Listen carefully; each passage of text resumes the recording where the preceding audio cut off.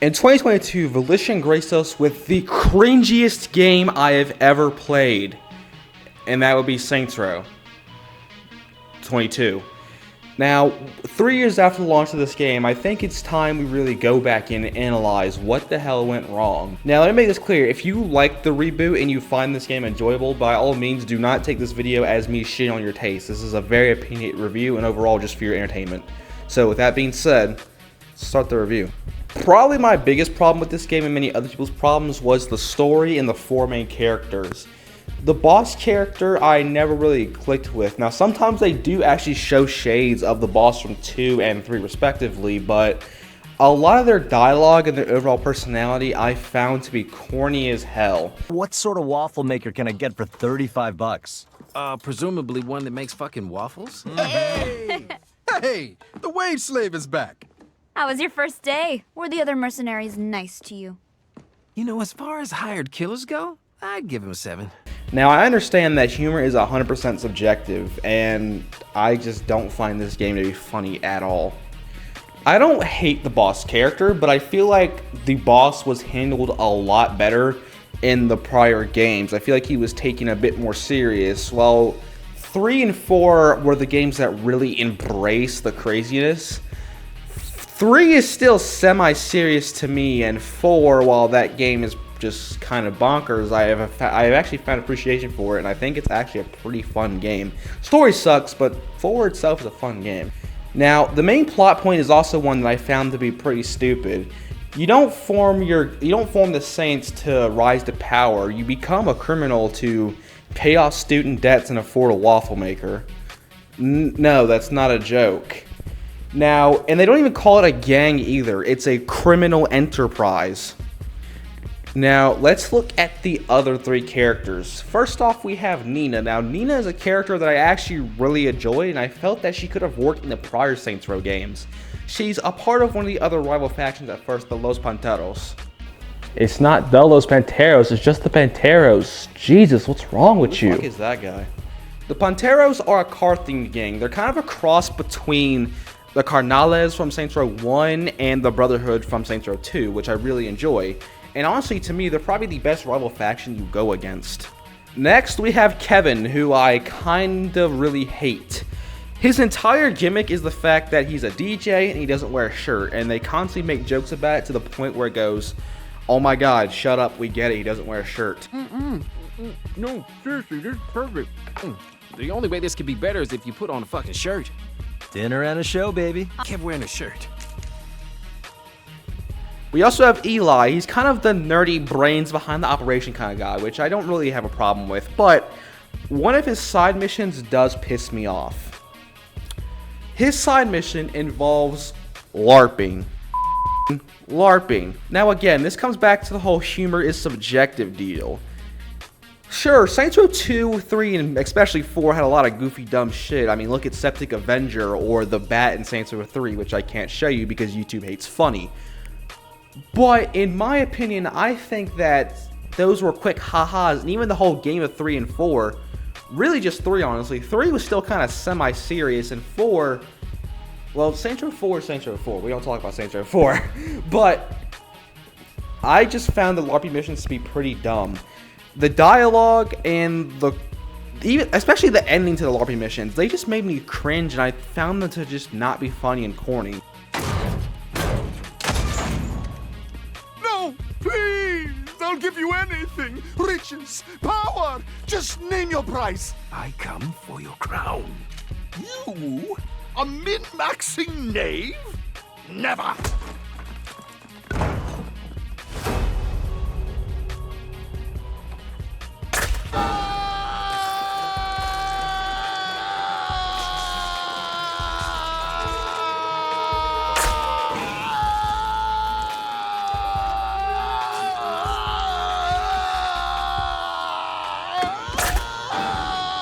Now, I can see they were trying to go for, like, relatable college kids, I guess, but they just don't come off that way. They come off as annoying. They feel like hipsters, I guess we'll say. TikTok kids. I just didn't really resonate with these characters at all. I found them to be bland and corny. Now, Watch Dogs 2 was another game that kind of has a similar vibe with its characters, except to me, that game did it 10 times better, and Watch Dogs 2 is actually funny. We do have a fifth saint, kind of. We have the Nuwali. The Nuwali is a cold-hearted assassin character that could have been a great villain in the first couple Saints Row games. And he's probably the only serious criminal character in the story. You break him out of prison, and honestly one of the better missions in the game. And all of this is to plan a train heist on some Red Dead shit. But instead of planning, you do this. Plan the heist. No. I thought you called me here because you wanted to prepare for the robbery.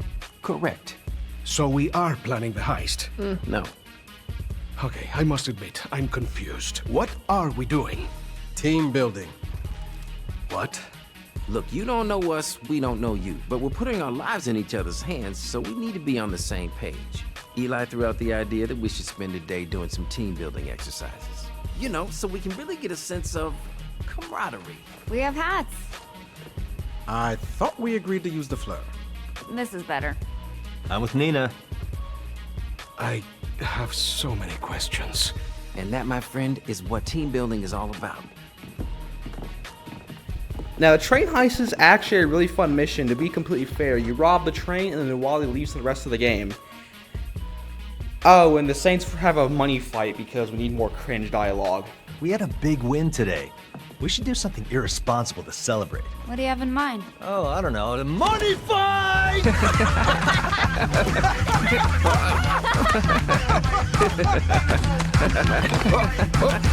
Whoa. Slow down there, buddy. We'd almost kill Kev. I was in the moment! We have Marshall, who are very similar to Ultor or Stag from Saints Row 2 and the 3rd respectively. The main antagonist of Marshall is Atticus Marshall. He's a very old-timey Southern cowboy, and honestly, I thought he was a pretty good villain. But by the time he starts to get pissed about you f***ing up his stuff, you immediately kill him off. And that's kind of a thing that I loved about the previous Saints Row games. You saw the villains, like their motivations and them getting pissed at the Saints, but here, by the time that they actually get pissed at the Saints, they're already dead. There's no build-up, there's no motivation to these characters. In fact, Marshall is probably the only character we actually see with dialogue. The Panteros leader, he maybe says a couple lines and you don't even kill him. You don't even kill the Panteros leader. The Nuwali does it for you. And then the idols, they don't have a leader. They just have what's called the collective, and you kill them in a side mission. So the gangs themselves on paper are cool, but their actual endings and motivations, they're not fleshed out here. You don't get to know them. Okay, and finally we get to the ending of this game. It's a giant party, and the Nuwali shows up. The Nuwali shows up, and he turns heel. And his motivation is to steal your friends and live your life. Who booked this shit? Vince Russo? Jeremy, look, bro, I'm telling you, this heel turn's gonna be the best thing about this game, bro. Also, I got ideas for DLC. Make it wrestling themed. We're gonna put Eli's bow tie on a pole, bro. It's gonna be the best thing ever. Your character is buried alive and goes in sort of a reflective, like, dying stage. Like, your life flashes before your eyes and shit. And this could have been really cool, but they it up instantly by having you go around some board game. Now, I understand that this is some emotional plot point because the characters all play a board game. This is just stupid to me. Anyway, the boss rises from his grave, tracks down the Nuwali, saves the 3 other Saints, and he kills the Nuwali in some sort of old-timey Western gun duel. Which I'll admit, that did kind of make me chuckle in a good, legitimate way. Now, clearly, if you couldn't tell, I prefer the grittier, gang-oriented theming of 1 and 2. This game, to me, story-wise, it's pure cringe, and I just didn't like it. But let's take a look at the gameplay. I can tell you on launch, this game was riddled with bugs and various glitches, but now it's 2025, and I will say it is in a much better state. Now, just stripping away the story and actually looking at the core game here, there's actually some solid ideas and foundations here. It still follows a third-person gameplay. It feels kind of similar to the Saints Row the Third more than 2, in my opinion. But in the shooting itself feels fine. I have no real complaints about it. During the combat, there will be this little fleur-de-lis in the corner that can fill up, and once it fills up all the way, you can perform a takedown, which these are really cool, and they can be referenced. One of them is actually really cool. You can perform a Psycho Crusher straight out of Street Fighter, which that popped me big time. I won't even lie. I thought that was actually a really funny little Easter egg. These takedowns sort of reminded me of the counter kills from the 50 Cent games. If anybody's played those, let me know down in the comments. The player has access to a skill tree that they can access. These can lead to throwing grenades or throwing people into grenades, which is really cool. Now, customization is a big part of any Saints Row game, and once again, they knock it out of the park.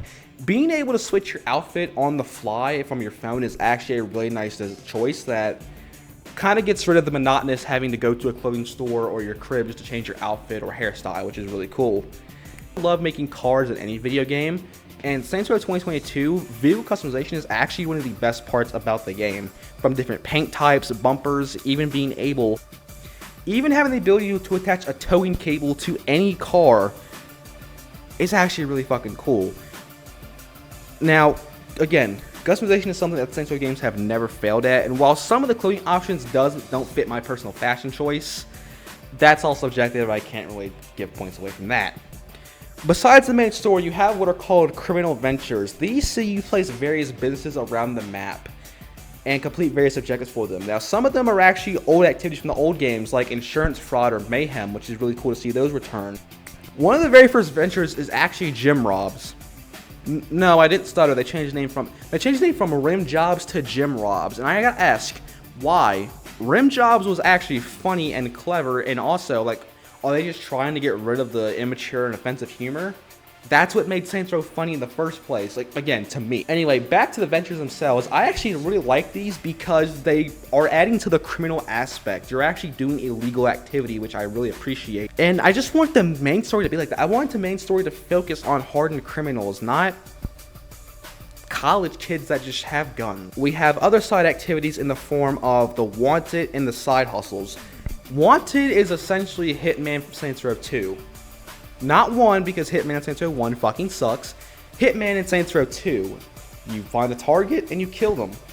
One of the funniest ones is a grandma puts a hit out on a guy who stole her credit card, and she kills him with a shotgun in broad daylight, which legitimately did make me laugh, I won't lie. And side hustles have more substance. There are multiple different variations. First, we have riding shotgun. This sees you access one of the new features, being able to ride on the roof and shoot other cars. And it's a fun mode when you can actually hit your targets. We also have choplifting, which is just carjacking but with a helicopter. Think of like the Cargo Bob in GTA Online, where you can pick up cars. It's basically like that.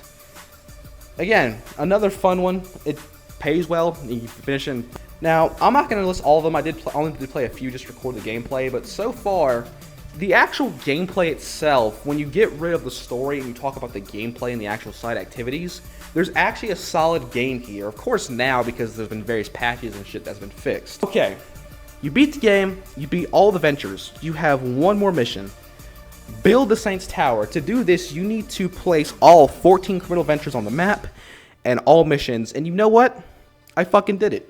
I played this shitty game because I want to see the true ending. And this is what we get.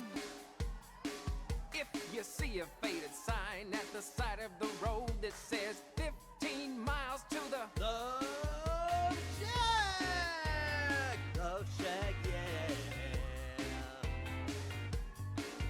I'm heading down the Atlanta highway, looking for the love getaway, headed for the love getaway. Got me a car, it's as big as a whale, and we're heading on down to the Love Shack. I got me a Chrysler, it seats about 20. So hurry up, bring your jukebox money. I can't with this fucking game, man. So as most of you knew, after this, Volition actually got shut down by Deep Silver or Embracer Group, whatever you want to call it. And while most of this could be attributed to the reboot failing, and some other factors as well, but Saints Row is one of my favorite franchises of all time. I first played 3 when that came out, and I went back and played 2 and 1, and I prefer 2 and 1, but I still love 3 a lot. But Volition didn't just make Saints Row. They made Red Faction. They made the Punisher game, which I still need to go play. And it sucks that such a bad game can lead to a beloved studio with over 30 years of experience closing. Bitching aside, when we strip away the actual trash story and we look at the game itself, it's not bad, and that is why the final verdict for Saints Row 2022 is a 5 out of 10. Again, ignoring the story, that was really my biggest problem with the game, was its shit story. Gameplay aside, can be actually pretty fun and addicting at times. But if you guys enjoyed this video, consider leaving a like, subscribe. If you guys want, follow me on Twitter, Instagram. I post cool ass art there. And I will see you guys in the next review. Peace.